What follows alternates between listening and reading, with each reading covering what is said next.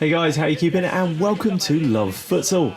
This is the long-awaited follow-up episode in the Learn from the Professional series. The footage is taken from the Barca v Inter Movistar game in the Spanish Futsal League in 2018. The goalkeeper for Barca is Janjo, wearing the yellow number 12 jersey. For Inter Movistar we have Herrero in bright pink. It's also worth noting one of the best players in modern day futsal is playing for Inter Movistar in the form of Ricardinho.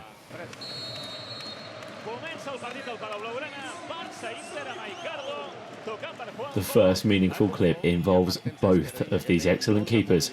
Fast thinking and superb distribution from Herrero downfield creates what looks like a great goal scoring opportunity. This is immediately dealt with by an advancing Janjo. Notice he comes out fully committed, and it's never in doubt he'll get there first. So if you're faced with the same situation, do so with assurance and confidence. Something from the training ground and a well-practiced set piece from Barca creating the next opportunity. Taken on the volley and hit back into the danger zone for a close-range header by the Barcelona number 11, Carlos Wagner, better known as Futsal. Herrero has to watch the ball closely here and ensure he's off his line, and he has closed the distance between him and the striker in the centre of the box. If he wasn't advanced and on top of the striker, the header would have definitely beaten him. Next up, we have the ball being played all the way back from the kick-in for a long-range shot. And he has hit this one like an absolute rocket. This is an exceptional diving save from Herrero. He does really well to get his hands on this one. Notice he's ready, he's on his toes, and almost coiled in expectation to spring into action. He's ready and he knows the shot is very likely. We can replicate this in our game by expecting the shot regardless of where the ball is on the court. Now we have an overload by Barcelona. There's a slight delay on the shot to beat the defender's slide tackle, but notice the position of Herrero. He's off his line, he uses his footwork to follow and always cover the angle of the striker. Unlike the defender, he never commits. Instead, he's dynamic and moves always to have the angle covered.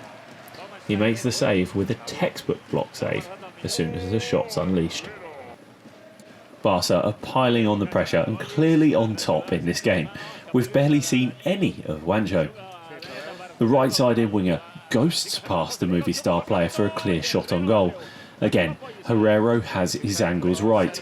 He's clearly moving his feet well and makes another block save. Notice it's the mirror to the previous one, showing the importance of being able to do a block save with both legs.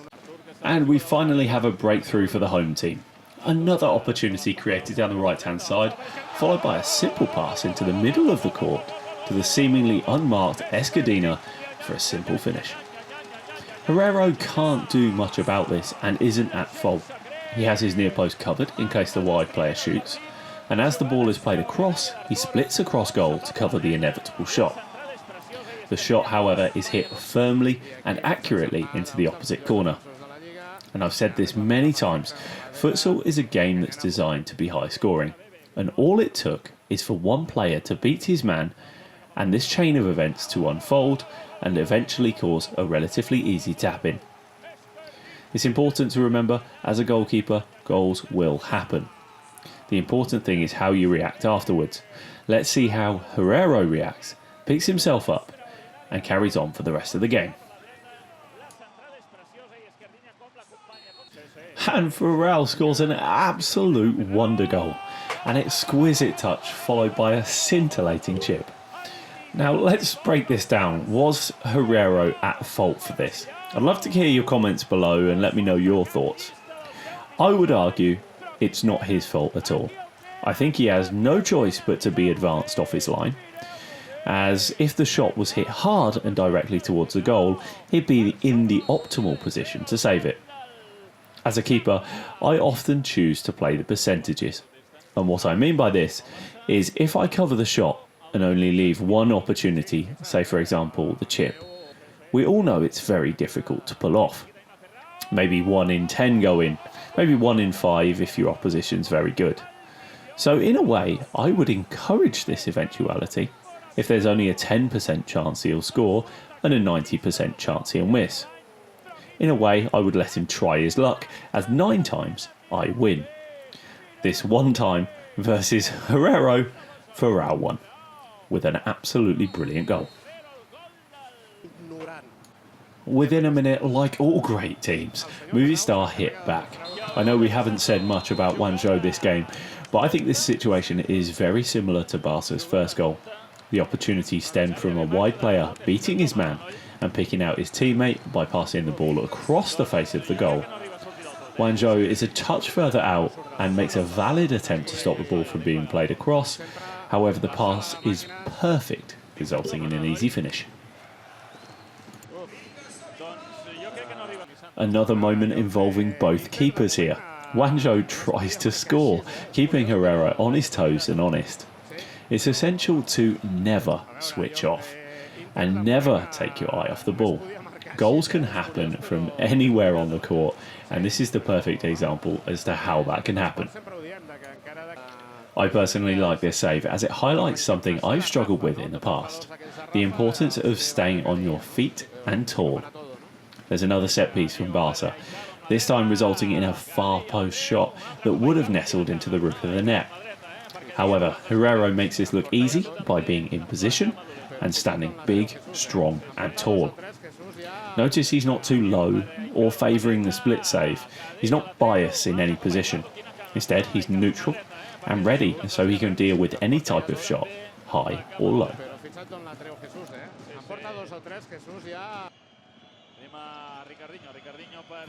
Oh my word, what a hit. Forget goalkeeping on this occasion. There's not a lot we can do with shots that good. Just sit back, watch and admire.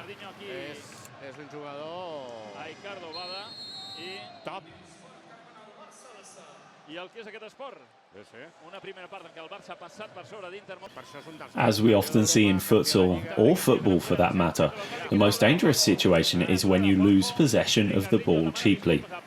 This time, the little magician, Ricardinho, wins the ball in the centre of the court and unleashes a fierce shot. Again, it's a case of reacting after the shot, as opposed to committing early. The effort is fired high when Janjo reaches out a massive hand to tip the ball over. This is a spectacular save. Into the second half now, and Janjo has a difficult shot to handle here. The ball takes a deflection, forcing him to react and readjust. He gets a hand onto the ball, but there's still danger. The impressive thing to take away from this moment is his ability to reset, stand up quickly and position himself for the follow-up. In no time at all, he's a wall in front of the striker, giving him no chance of scoring on the rebound. So remember, even if the first save doesn't go to plan, be ready and up quickly to save any follow-up. Inter Movistar are coming into the game more and more as Janjo is called into action once again, this time covering his near post well. He makes a split save here and gets his right leg out. This does a really good job of ensuring the player can't score, but also cuts out the back post ball, something we've seen score twice already today. Deja vu with the corner routine, chipped across to the far post for the volley. This time Janjo is equal to it. It's a nice height to get his hands on, and notice how forcefully he pushes the ball away. If you can't catch the ball safely, and that's often the case in futsal, always ensure that you parry the ball away into a safe area. It's best to aim to get the ball out of play to either side of you, left or right. Even this firm parry resulted in yet another tack. If the ball was out of play instead, it would give your team to reposition and settle defensively. Terrific pivot play here, receiving the ball, holding it up and still managing to get the shot away. This is matched by an equally brilliant save. The save is a combination of excellent positioning, both in location on the court and how his body is positioned and ready to react. We touched upon it earlier, but in order to pull this off, you must be well balanced and not too biased with your body position. If you're sunk too low, high shots will go in and above you. If you're straight up and your knees aren't bent, you'll definitely get beat low down. It's essential that you're in a comfortable and optimal ready position to spring into action.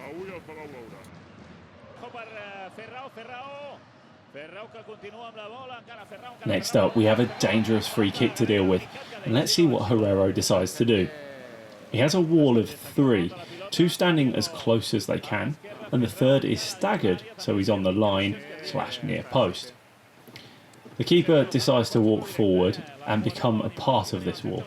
Now, although he's in seemingly what's a very good block safe position, when the free kick is taken, the ball is hit so hard that despite hitting his right arm, it still trickles in.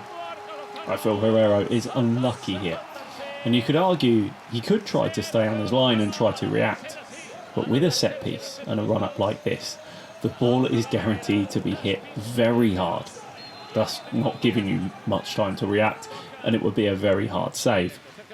So I agree with his decision by forming part of the wall, and it's a percentage play once again. There are very few places for the ball to get past. It's a shame on this occasion, it's a shame for the keeper, that Lozano manages to find one of those places that does result in a goal.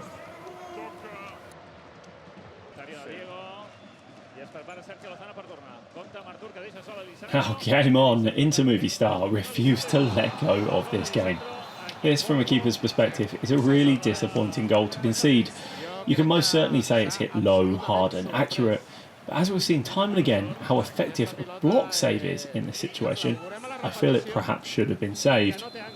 Instead, Janjo stands up and somehow the ball goes through his legs. Whilst I say this is disappointing, I think we need to take a step back here. Think about how amazing both of these keepers have been and what they're capable of. The slightest of error, and I mean the smallest of margins, change the outcome of goalkeeping. Had his feet been a couple of centimetres closer, he would have saved this shot.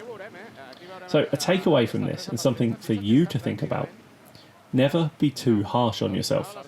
If the Barca keeper can let a goal in by making a mistake, then so can you on occasion. Another dangerous set piece for Barca now. Let's see if Inter can defend this better this time around. Unfortunately not. An excellently worked goal that picks apart the Movistar defence as if it wasn't there. As always, there's a limited amount a keeper can do when the ball is moved this well, especially if it's played back post.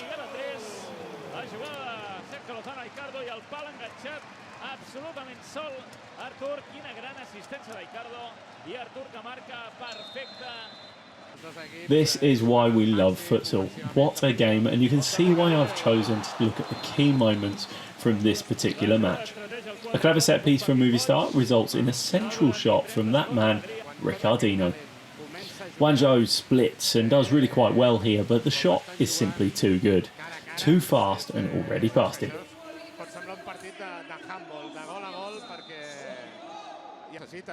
As the game is drawing to a close, all saves are critical for the team. The ball is played long to the ever-dangerous Futsal. He does well to get the shot off, but there's Herrero making himself big and getting out quickly. He decides to jump, which I would normally question and wonder why. I would shy away from doing this as it's normally very easy for the striker to put the ball underneath you. But I suppose with the ball in the air, all Futsal can do is try to chip him once again. It turns out to be a great choice, and he makes the save. The last few minutes played out without major incident, and the game draws to a close, and the final score is Barca 4, Inter Movistar 4. I hope that you've enjoyed this video analysis. The goalkeepers both played terrifically well and made some really impressive saves, but both conceded 4. Let me know in the comments what you've taken away from this video and what you're going to try and work on in your own game. Thank you for watching, guys, and before I go, I just want to point you towards my Instagram channel, Futsal Goalkeeper Tips with no spaces. I'm posting regular and exclusive content on there, so let's connect and continue this goalkeeping journey. And one cool thing I'm doing little Instagram tips, 1-minute videos answering your questions. So if you have any burning questions, ask me on Instagram and I'll answer them for you. Safe hands, guys, and see you soon.